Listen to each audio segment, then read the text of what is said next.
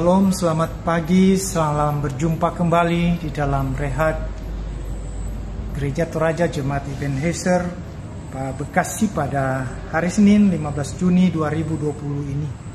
Saudara-saudara, bagaimana biasa kita akan membaca firman Tuhan dan merenungkannya. Karena itu sebelum kita membaca, mari kita berdoa. Kami datang kepadamu Tuhan, kami mengucap syukur untuk semua waktu kesempatan yang Tuhan senantiasa berikan. Hari ini kami ingin syukuri semua kebaikan-Mu lagi, dan kami ingin menyatakan tanda syukur kami dengan mau meluangkan waktu kesempatan kami untuk memuji membesarkan nama-Mu dalam ibadah saat teduh pada pagi ini. Kami akan membaca lembaran firman-Mu, tolong kami, berkati kami, dan biarlah kebenaran firman-Mu ini sungguh menguatkan kami semua. Ampuni salah dosa kami, dalam nama Tuhan Yesus kami datang berdoa kepadamu. Amin. Saudara-saudara sidang jemaat kekasih Tuhan, firman Tuhan pada pagi hari ini terambil dari kitab Perjanjian Lama, Kejadian 23 ayat 1-20. Sarah mati dan dikuburkan. Sarah hidup 127 tahun lamanya, itulah umur Sarah. Kemudian matilah Sarah di Kiryat Arba, yaitu Hebron, di tanah Kanaan. Lalu Abraham datang meratapi dan menangisinya. Sesudah itu Abraham bangkit dan meninggalkan istrinya yang mati itu, lalu berkata kepada Bani Het, "Aku ini orang asing dan pendatang di antara kamu.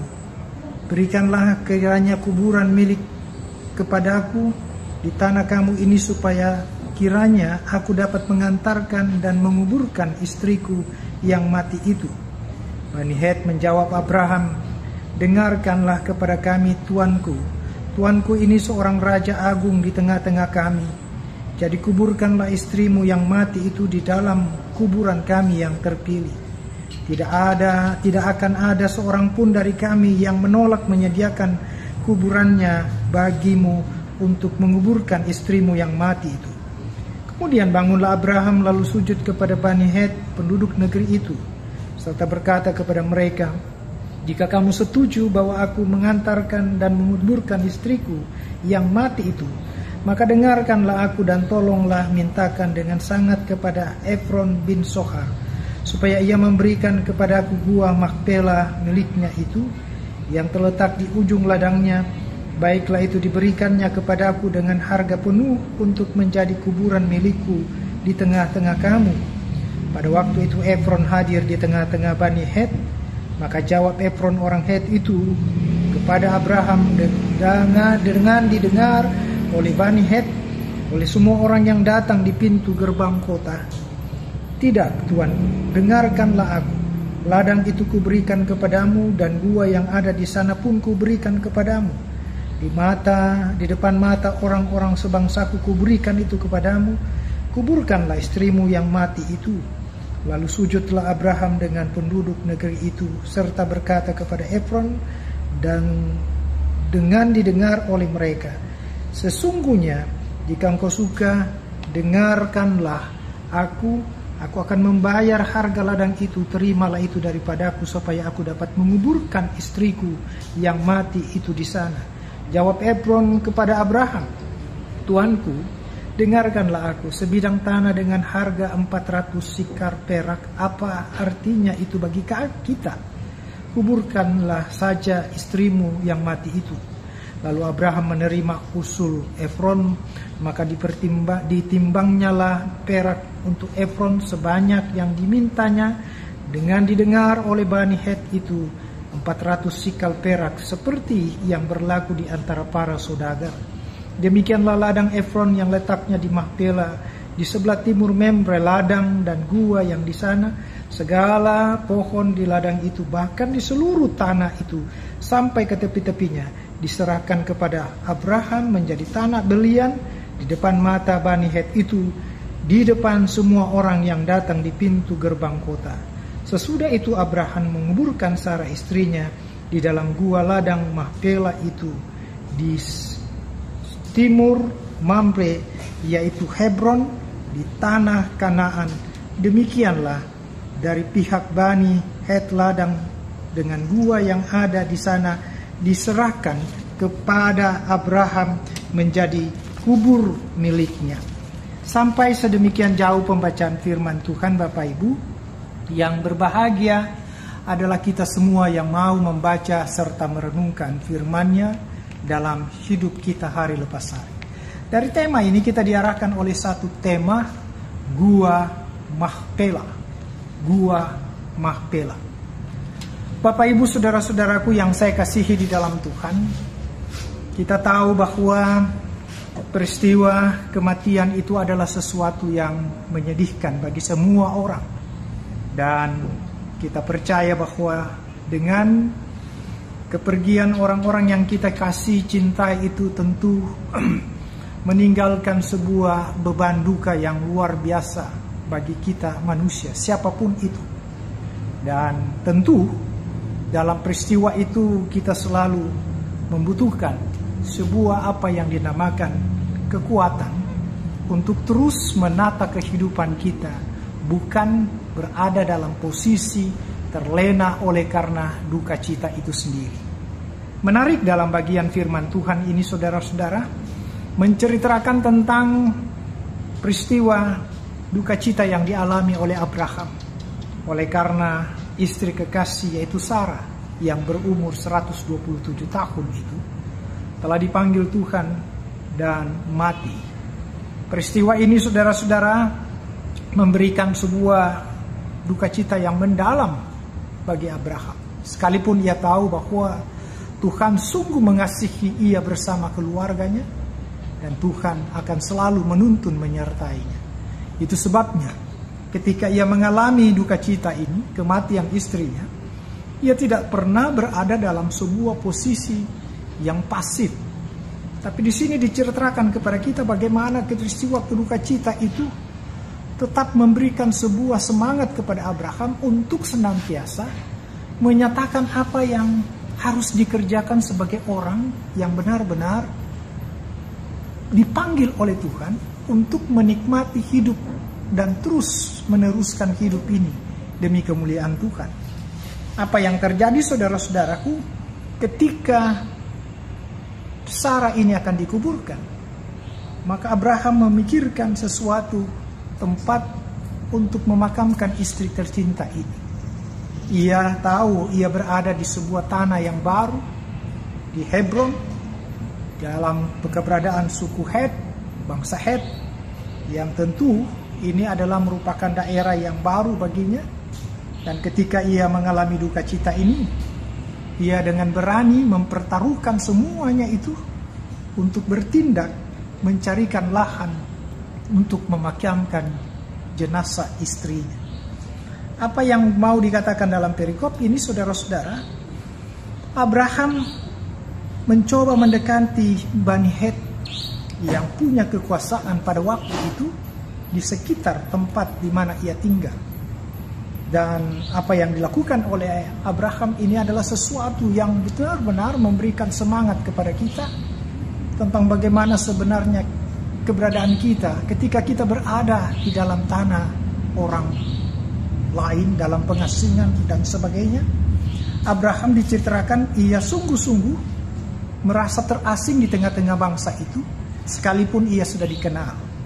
Tapi yang menarik ketika ia berhadapan dengan orang-orang Het itu, ia meminta supaya mereka memberikan tanah, lahan sebidang untuk memakamkan istrinya.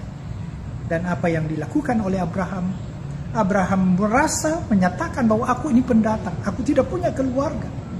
Dan karena itu bermurah hatilah kamu untuk memberikan sesuatu teladan yang diberikan kepada kita. Sekalipun Abraham telah diberkati oleh Tuhan, tetapi ia tahu bahwa ia perlu beradaptasi untuk menghargai orang, dan buah dari penghargaan itu justru mendapatkan limpahan berkat. Apa yang terjadi saudara-saudara?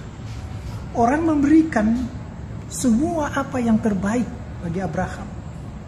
Pembelian yang ia tawarkan itu tidak lagi menjadi sesuatu yang menjadi sesuatu yang dirindukan oleh masyarakat atau umat pada waktu itu. Tapi justru sebaliknya, mereka mempersembahkan. Karena mereka tahu Abraham ini sosok yang sangat baik dan diteladani dalam banyak hal. Apa yang menjadi sesuatu yang membanggakan bagi kita? Abraham itu dalam seluruh perjalanan hidupnya itu dianggap sebagai seorang yang sungguh-sungguh sopan, yang tahu menempatkan diri dalam perjalanan hidupnya dengan siapapun. Ia bermurah hati, ia siap sedia menolong, bahkan memberkati seseorang atau apapun yang sepantasnya diberikan perhatian. Karena itu, tanah yang dimintakan oleh Abraham ini kepada Efron itu, ini juga yang menjadi sesuatu yang memberikan pengertian kepada kita. Kenapa pada akhirnya Abraham diberikan oleh Efron tanpa dibeli. Sekalipun pada akhirnya Abraham juga tetap memberikan sesuatu sebagai tanda terima kasihnya. Kita diingatkan saudara-saudara bahwa perjalanan hidup kita, hidup maupun mati, ketika kita sungguh berharap dan menyatakan seluruh keberadaan kita dalam genggaman tangan Tuhan, maka tidak akan pernah saudara dan saya akan diperhadapkan dengan suasana-suasana yang menyengsarakan. Sampai mati kita pun. Abraham melihat apa yang terjadi dilakukan Tuhan dalam tuntunannya kepada keluarganya. Lewat peristiwa ini kita diingatkan, kita semua akan mengalami kematian. Tapi kematian yang harus kita hadapi itu tidak boleh membuat kita untuk tidak bertindak, melakukan segala sesuatu ketika kita hidup. Abraham telah menjadi sebuah teladan bagi kita bahwa di dalam kehidupannya ia sungguh menyatakan yang terbaik, dan buah dari itu adalah seluruhnya jerih juangnya diperhitungkan, dihargai oleh setiap orang, bahkan bangsa Het sekalipun, yang penuh kasih mempertaruhkan segala, memberikan segala sesuatu untuknya. Hal yang penting untuk kita lakukan saudara-saudara, ini penting agar kita juga mempersiapkan diri kita, mental kita, bahwa kita juga akan pergi ke sana. Kita akan meninggalkan dunia ini. Dunia ini bukanlah rumah kita. Rumah sesungguhnya itu adalah sorga bersama dengan Tuhan. Karena Tuhan sudah menyediakan tempat yang terbaik bagi kita. Karena itu ketika Abraham telah memilih tempat yang terbaik untuk keluarganya, saya juga berpikir saudara dan saya juga penting untuk mempersiapkan segala sesuatu, melambangkan tentang kesetiaan kita kepada Tuhan dalam kehidupan ini, baik pada saat kita hidup maupun menjelang Tuhan memanggil kita. Karena itulah saudara-saudaraku, warisan kekekalan yang telah diberikan Tuhan kepada Abraham itu sungguh nyata kepada Abraham, dan saya percaya itu juga sungguh nyata diberikan kepada kita sepanjang saudara dan saya tetap menggantungkan harapan hidup kita kepada Tuhan. Teruslah bergantung dan berharap kepada Tuhan, karena Tuhanlah yang akan memberikan ketenangan kepada saudara dan saya di dalam seluruh perjalanan hidup kita hari lepas hari. Terpujilah Kristus, haleluya, amin. Mari saudara-saudara, saya mengajak kita mengangkat pujian dari PKJ 129 ayat yang pertama. Kau perkasa, ku lemah. Kau perkasa, ku lemah. Jauhkanku dari celah. Hatiku amat tentram, asal kau dekat padamu. Makin akrab padamu, Yesus, ini doaku. Tiap hari Tuhanku, biar aku dekat padamu. Saudara-saudara yang kekasih di dalam Tuhan, mari kita bersatu di dalam doa syafaat. Kita satukan hati kita di dalam doa. Kita berdoa. Bapa dalam sorga, Allah yang selalu kami muliakan dalam Tuhan Yesus, kami bersyukur karena Engkau senantiasa menyatakan kasih-Mu kepada kami. Dan biarlah kasih itu terus berlanjut dalam kehidupan kami, sebagaimana Engkau telah nyatakan kepada hamba-Mu Abraham, yang tetap menyertainya, menyatakan yang terbaik kepadanya, sehingga ia tunggu melihat tentang kebaikan-Mu. Aminkan bagi kami semua bahwa Tuhan juga tidak pernah meninggalkan kami, yang sungguh berharap kepadamu. Perjalanan hidup kami Tuhan terus jaga, dan tuntunlah agar apa yang senantiasa kami ingin kerjakan itu menjadi kepujian bagi nama-Mu. Berkati rumah tangga kami masing-masing, berkati kesibukan kami, berkati aktivitas kami, dan biarlah Tuhan terus memberikan kami kekuatan kesehatan yang prima. Lewat kesempatan ini hamba mengangkat doa bagi segenap keluarga jemaat-Mu yang berada dalam kelemahan tubuh. Tuhan lebih menjangkau mereka semua. Hamba tidak sempat menyebutkan satu persatu, tapi hamba percaya Tuhan mengenal. Namun hamba berdoa bagi keluarga Ibu Ata sekeluarga yang beberapa hari ini Tuhan mengalami kelemahan tubuh. Ada yang Ibu Ata yang masih dirawat di rumah sakit. Anak kekasih kami Gabriel juga yang pada beberapa hari yang lalu dirawat namun sudah keluar. Dan juga ada beberapa anggota keluarga yang masih berada dalam kelemahan tubuh. Biarlah Tuhan memulihkan, menyembuhkan mereka semua, sehingga mereka tetap memuji, membesarkan nama-Mu di dalam hidup mereka. Seluruh kehidupan kami, aktivitas kami hari ini Tuhan, kami percayakan kepada-Mu. Biarlah Tuhan yang setia tetap menjadi kekuatan kami, dan ajarlah kami juga setia kepada-Mu.